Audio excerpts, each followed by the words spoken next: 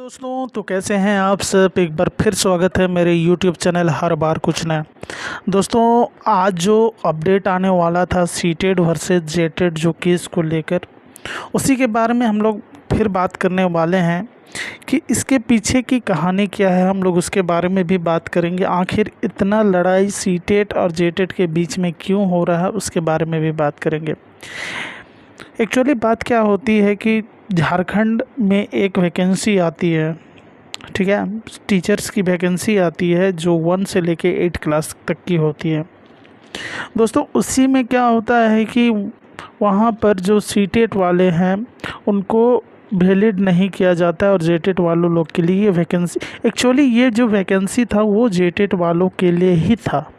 2016 में जितने भी कैंडिडेट ने जेटेट दिया है उन्हीं के लिए ये वैकेंसी निकाली गई थी। लेकिन कुछ सीटेट के जो कैंडिडेट हैं उन्होंने इसे चैलेंज किया, हाई कोर्ट में इसके ऊपर केस किया। हाई कोर्ट ने इसके ऊपर जजमेंट जारी करता है जिसमें कहता है कि सीटेट झारखंड सरकार जो है बहुत दिनों से जेटेट की परीक्षा नहीं ली है।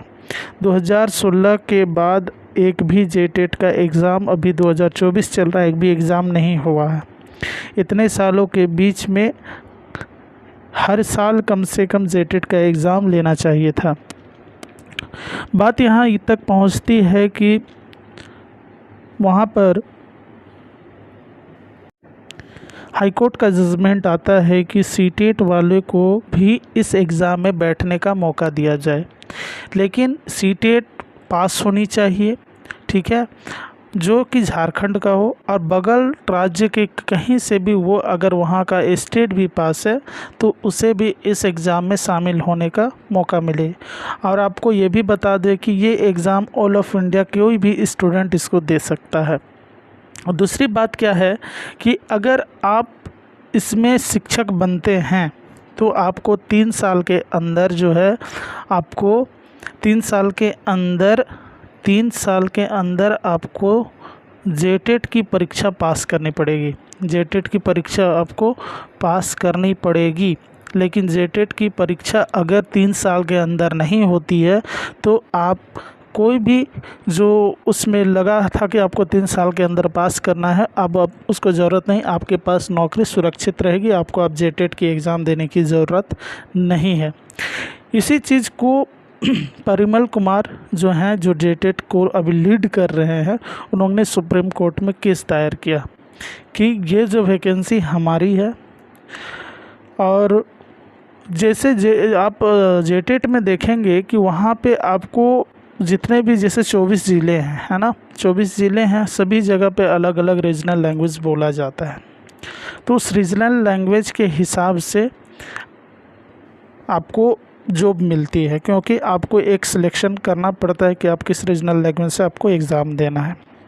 उनका कहना ये भी है कि सीटेट में ऐसा कोई रीजनल लैंग्वेज नहीं होता है, जो टीचर वहाँ पर जाके कैसे पढ़ाएंगे, ठीक है। तो यही कुछ ऐसे ही मिली जुली बहुत सारी बातें हैं। अगर आपको इससे ज़्यादा पता है तो आप कमेंट कीजिए। लोगों को सच्चाई पता चलनी चाहिए कि एक्चुअली में किसको जीत होनी चाहिए, है ना, जीत किसकी होनी चाहिए।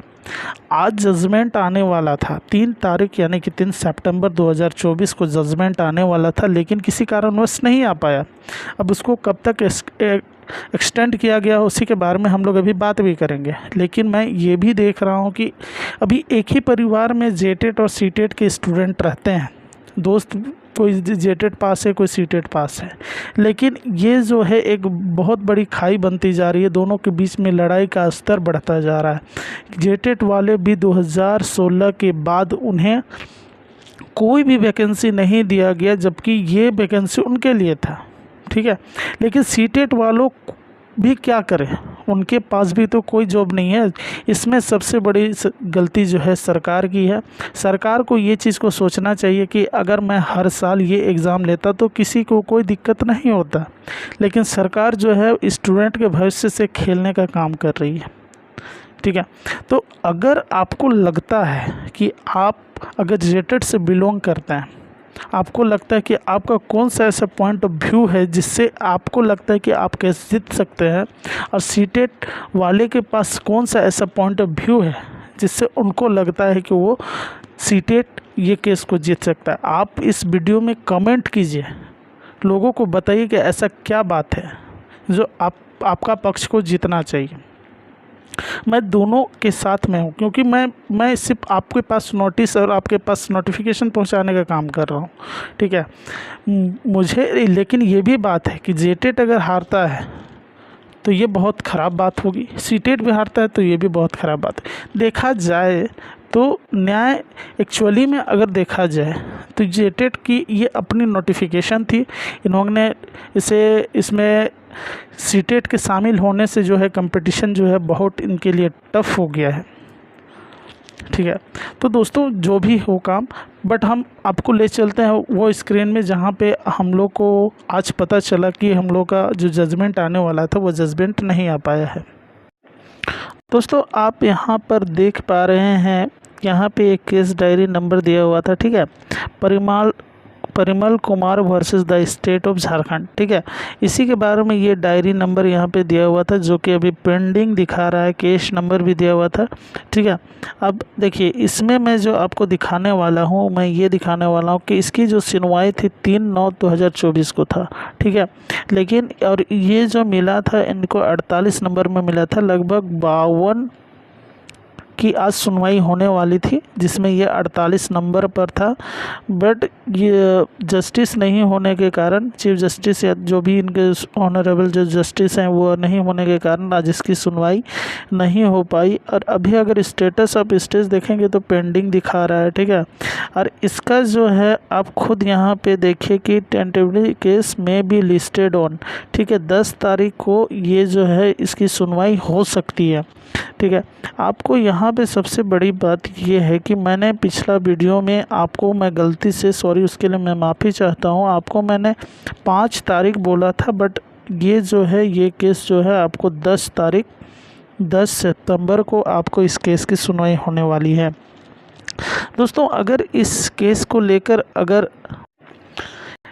आपके पास अगर कोई पॉइंट ऑफ व्यू है जिससे आप शेयर करना चाहते हैं, आप कमेंट कीजिए और अपने जो भी आपके पास जानकारी है उसके बारे में बताइए। दोस्तों इसके साथ ही मैं आपसे और एक क्वेश्चन पूछना चाहता हूं, जो कि पिछला कुछ दिन से मेरे यूट्यूब चैनल पे कमेंट आ रहे हैं कि अगर मान के चलिए कि सीटेट हार जाता है, मान के चलिए कि सीटेट हार जाता है, तो क्या बीपीएससी मतलब यानी कि बिहार का जो भी टीचर्स हैं जिनका सीटेट के बदौलत पर वहाँ पे हुआ है, क्या उसको इफ़ेक्ट करेगा या नहीं करेगा? आप बहुत जानकार लोग हैं जो भी इस वीडियो को देख रहे हैं, अगर आपको लगता है इसमें कुछ हो सकता है तो आप कमेंट करके ज़रूर बताइए, ताकि और लोगों का भी डाउट क्लियर हो जाए।